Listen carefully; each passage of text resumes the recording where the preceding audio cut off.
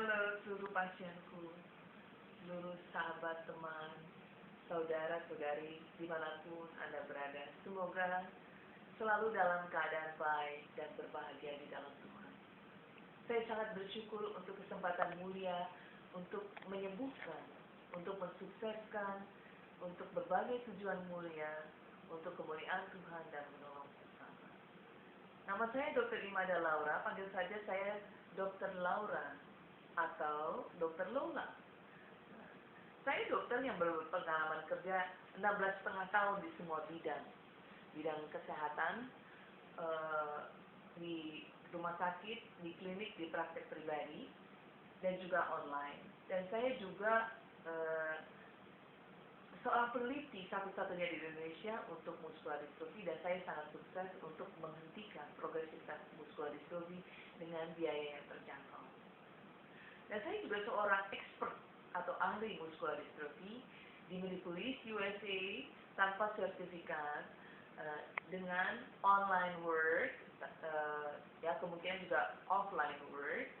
Tapi semua hasil pasien saya itu adalah hasil marketing saya sendiri saat ini. Semoga saudara juga bisa membantu marketing skill saya. Oke, saat ini saya akan memberikan penerangan terapi terbaik untuk pasien muskular distrofi yang jatuh. Ya. Kenapa kok pasien muskular distrofi tiba-tiba bisa jatuh tanpa sebab? Pertama, area nekrosis atau kematian sel otot semakin luas, hingga kemampuan bergeraknya berkurang, tiba-tiba jatuh. Kedua, mungkin stres. Faktor stres itu banyak. Bisa dari diri sendiri, bisa dari lingkungan, bisa dari orang lain, bisa dari makanan, minuman, ya. Itu nanti ikuti video saya, Best Management and Therapy Stress. Maaf, itu baru dalam bahasa Inggris lagi. Yang ketiga, mungkin ada organ-organ lain yang perlu diperiksa dan perlu diterapi, ya. Nah, untuk semuanya itu perlu pemeriksaan lebih lanjut kenapa bisa jatuh. Itu hanya suatu garis besar saja. Nah, dari pengalaman kerja saya sebagai seorang dokter dan maupun pengalaman pribadi di dalam menangani pasien-pasien, bila pasien itu jatuh, pertama yang harus dilakukan adalah mencari pertolongan. Pertama, minta tolong dulu sama Tuhan, berdoa. Tuhan, tolong saya. Kedua, minta tolong. Kalau nggak ada orang sekitar, ya, handphone, telepon, ya, atau teriak, minta tolong. Atau yang ketiga, kalau di luar negeri itu ada jam tangan khusus untuk memanggil ambulans, petugas kesehatan dari rumah sakit terdekat. Ya. Kemudian setelah ada orang yang menolong, ya, yang Anda harus lakukan adalah memberitahu di mana lokasi yang sakit. Misalnya di lutut. Oh, di lutut yang sakit, ya. Pertama-tama yang harus Anda lihat, yang harus Anda lakukan adalah inspeksi melihat. Wah, bekas di lutut. Apakah ada perdarahan atau enggak? Oh, ada perdarahan. Apa yang Anda lakukan? Provider kesehatan. Betadin dengan kasa. Ya. Betadinnya, ya, ini betadin. Bisa pesan ke saya kalau mau. Kemudian ini kasa, bisa juga pesan ke saya. Ya. Taruh. Kemudian didep perdarahannya. Didep artinya apa? Ditekan untuk menghentikan perdarahan. Betadin gunanya apa? Sterilisator, ya, membersihkan, mematikan kuman. Ya. Jadi nih, ya. Nih. Setelah didep, perdarahan udah berhenti, udah berkurang. Ada periksa. Palpasi, nyeri nggak? Kalau nggak ada perdarahan, gampang palpasinya. Oh, nyeri. Oh, kalau nyeri udah, ya. Perkusi, ada perkusi. Maaf, palpasi saja, palpasi. Nyerinya di mana? Di sini. Lalu ada krepitasi nggak? Krepitasi itu bunyi gitu loh. Seperti kayak keramik pecah. Nah, kalau ada itu berarti kemungkinan patah tulangnya. Nah, kalau sudah ada bunyi krek gitu, jangan digerakkan. Ya. Nah, kalau perlu cari bidai, papan kiri kanan, kasih kaca gulung, balut. Kalau nggak bidai yang ada. Ya kalau nggak ada apa-apa, ya minimum tidak digerakkan. Ya, dibawa ke rumah sakit, ke UGD dulu. Kemudian di sana akan mendapatkan pertolongan. Di ronsen ada patahnya di mana, lokasinya di mana. Kemudian kalau ada patah dirujuk nanti ke spesialis bedah ortopedi, bedah tulang. Nah, di situ nanti dokter bedah ortopedinya akan mengambil keputusan terapi apa yang sesuai dengan diagnosa dari patah tulang tersebut. Ya, kalau tidak patah, ya nggak ada krepitasi, hanya memar saja, nyeri. Ya. Pertama yang Anda lakukan apa? Ya. Pertama Anda lakukan adalah salep, ya. Salep, Anda kasih salep yang mereabsorpsi. Salep yang mereabsorpsi. Tadi salepnya di mana, Pak? Salep yang mereabsorpsi perdarahan, terus menghilangkan nyeri, ya. Kemudian dia juga istilahnya mengurangi memarnya itu, ya. Jadi dengan salep itu bisa pesan ke saya salepnya, Anda akan lebih istilahnya lebih baik, ya. Tapi kalau nggak ada salep, ya, misalnya jatuhnya di toko, toko lagi belanja jatuh, misalnya, minyak kayu putih juga nggak apa-apa, ya, olesin, ya, olesin, ya. Kalau nggak terlalu bengkak, nggak terlalu luas, tinggal di message, ya, message, ya, ini di message, ya. Kenapa? Memang kalau menurut ahli olahraga, habis jatuh nggak perlu di message. Tapi lain untuk muskular distrofi, kalau misalnya bekasnya tidak terlalu luas, bisa di message, yang tidak terlalu nyeri message. Gunanya apa? Untuk memperbaiki sirkulasi darah. Nah, kalau sirkulasi darahnya baik kan, darah mengangkut oksigen, makanan ke seluruh sel tubuh termasuk sel otot. Jadi sel ototnya akan tetap berfungsi baik, ya, di message. Dan seluruh peredaran darah dengan dipijat ini dari jantung ke seluruh sirkulasi tubuh ke jantung lagi akan lebih baik, ya. Dan dengan di message ini Anda akan melihat, ya, lebih nyaman juga rasanya, ya.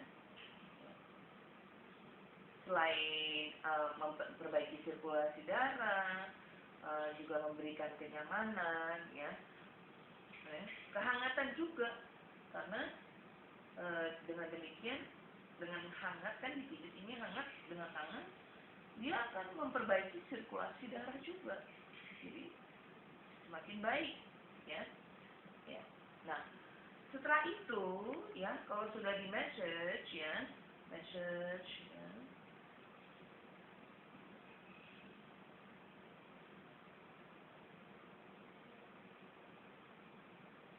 Kalau sudah di message, sudah selesai di message, kemudian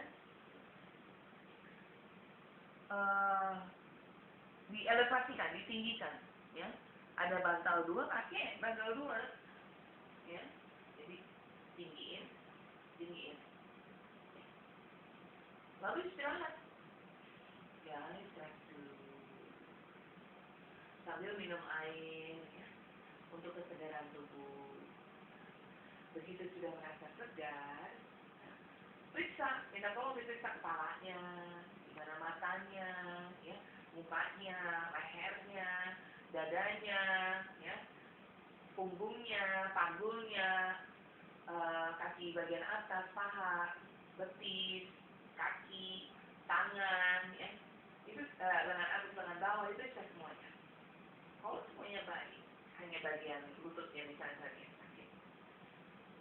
setelah beristirahat, sambil berdoa, meminta pertolongan Tuhan untuk sembuh. Setelah merasa segar, baru Anda mulai berusaha untuk pulang ke rumah atau ke rumah sakit. Kalau mau, dan setelah jatuh itu sebaiknya pakai alat bantu, mau kursi roda, mau elbow crutches, mau tongkat atau dibantu orang. Harus dibantu, nggak bisa sendirian karena tiba-tiba bisa jatuh lagi, ya. Dan kalau jatuh lagi itu akan lebih parah, ya. Jadi ada misalnya pakai elbow crutches ini, jalan, ya. Begitu pakai elbow crutches jalan,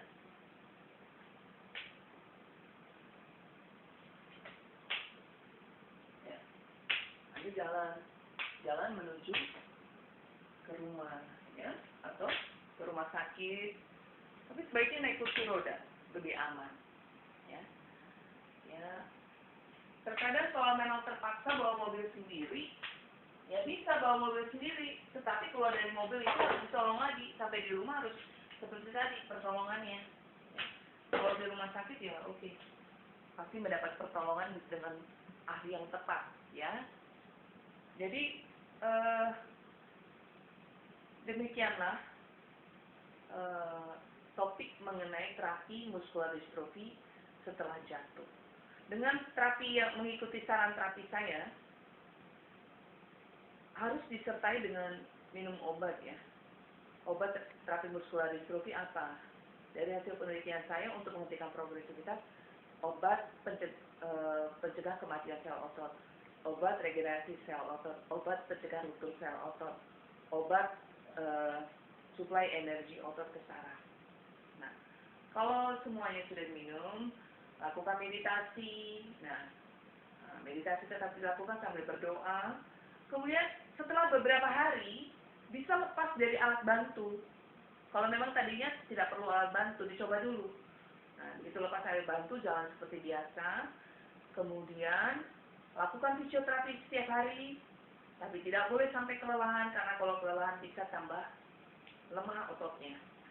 Lakukan fisioterapi dalam keadaan segar, di tempat yang nyaman, dengan orang yang terlatih.